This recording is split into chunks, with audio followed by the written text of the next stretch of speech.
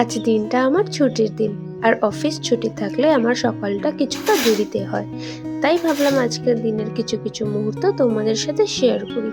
ঘুম থেকে উঠেই আমি এই বিটরুট জুসটা সপ্তাহে 3 দিন খাই। প্রতিদিন বানানোর সময় হয়ে ওঠে না, যদিও আজ এই জুসটা আমায় মাই বানিয়ে দিয়েছিল। এমনিতেই আমার স্কিনটা অনেকটা ড্রাই হয়ে যায়, তাই ফ্রেশ হয়ে একটু নিজের যত্ন নিয়ে নিলাম আর কি। তারপর ওটসের পাকোড়া খেতে খেতে দেখি আমার দুটো পার্সেলও চলে এলো।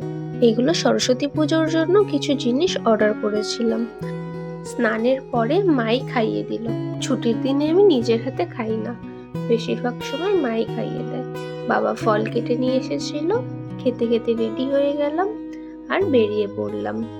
আমরা আজকে যাচ্ছি মানি স্কোয়ার। সেখানে কিছুটা সময় কাটিয়ে চলে গেলাম চা খেতে। চাটা কিন্তু বেশ গরমই ছিল। দেন বাড়ির পথে রওনা দিলাম। ও বাবা, রাস্তায় সে কি জ্যাম! স্টুডেন্টরা অপেক্ষা করতে করতে আমি ফ্রেশ হয়ে চলে এলাম। আজ এইটুখানি থাক, বাই বাই।